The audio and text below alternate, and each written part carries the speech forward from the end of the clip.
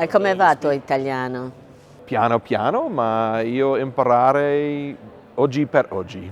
Okay, yeah, you need some work there.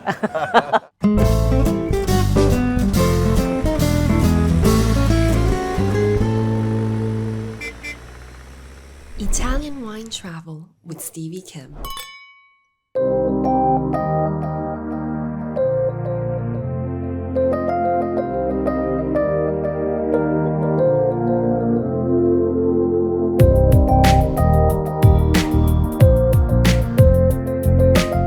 Hello, my name's Stevie Kim and welcome to the Italian Wine Podcast special edition here at Grandi Langhe 2025, where we get to chat up some wine friends. And what a fine wine friend you are, Jeff Porter. Thank you, Stevie Buddy, Kim. how are you? I'm very well. You It's know, good to see you. And it's crazy because he's a New Yorker, actually a Texan, ex-New Yorker, and now Torinese. How are you doing? I'm doing really well. This event, it's amazing. Living in Torino is amazing. This is a beautiful city. So what have you been doing in Torino? Like you're going about tasting the wines for wine enthusiasts. So for wine enthusiasts, I taste with the various consortii of Northern Italy, of the regions that I represent. So like last year at this time, the consortii of Barolo Barbaresco put together a tasting of the 20 vintage, and I'll be doing the same in like 2 or 3 weeks. So Piemonte is your area for wine enthusiasts? Piemonte is my area, so I've done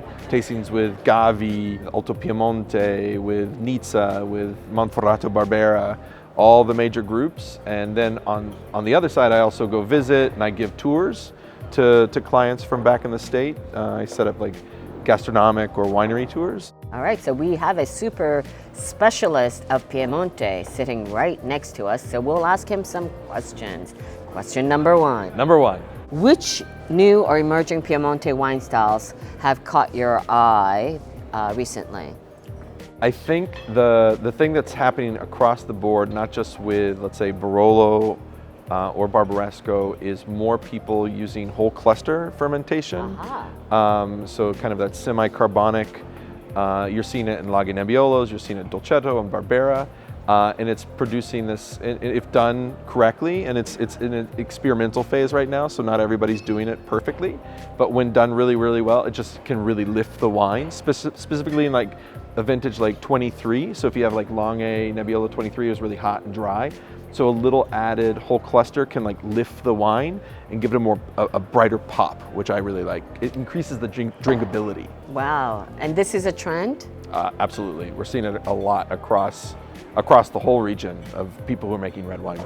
Okay, any other specific trends or vineyard management techniques? I mean, I think the coolest thing that we're seeing, even in a vintage that was as challenging as 2024 this year. Because it was challenging. It rained a lot. Yeah. The biggest change, I think, over the past 20 years is 25 years ago, the thought was wine was made in the cellar, and today, the wine is definitely made in the vineyard. That's very interesting. And it's a big change, and you can taste it in the wines. Tannin management is supreme now. But like with 24, people like don't think there's good and bad vintages. All vintages are unique within their own right. There are great wines that are going to be made in 2024. People that paid attention and worked super, super hard. And when you saw them after harvest, they were so tired and so exhausted because the amount of time they were just like hustling to get grapes in. The wines are going to really be beautiful. So I think the trend is just the true attention to the detail and less chemical intervention is across the board in the region. Wow, okay, very exciting, very insightful there. Are you going back and forth now stateside? I go back every 10 weeks.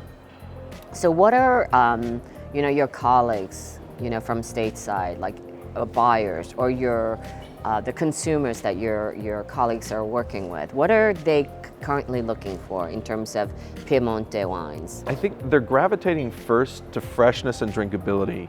And it doesn't mean it has to be, it's interesting because I'll be with some people and we'll be tasting a wine from 22 or 23, like those are warmer vintages, and those are like the Barberas or the Grignolinos or the Ruque, Fresa or Langhe Nebbiolo, and they'll still be 13.5, 14% alcohol, and they'll be like, wow, this is so fresh. I didn't realize it was still high in alcohol, and that's just kind of where the alcohol levels are today. But through proper vineyard management and some techniques in the winery, the wines are fresh and they're fun and they're fruity, and drinkability is paramount. So despite the higher alcohol level, if you will, on the palate, the taste is still fresher. Fruit forward. Wow. and zippy and fun. Zippy, I like it, zippy wines. And what producers or labels surprised you the most recently? I mean, I was taking some colleagues who came in from LA recently. We went to a producer named Ghedo, and another producer, Verzio, really excited about. I love in Gavi Laraya. They've been established for a while, but the sun has really taken over the past few years. And Gavi's not a wine I think a lot of fancy pants sommeliers were talking about, but I'm here to tell y'all, delicious, great value, and they can age like no one's. How long can it age? I had some 20, 25 years old that blew my mind. Oh my gosh.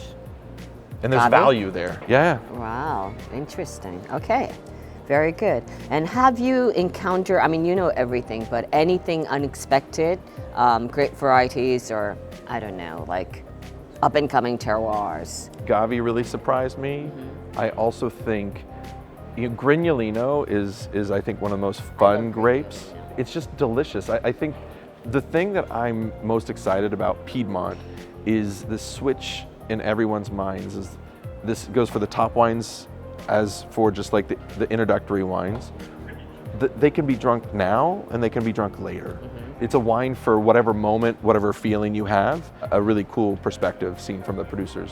So looking ahead, what are the biggest opportunities for Piemonte wines right now in terms of let's talk about American market?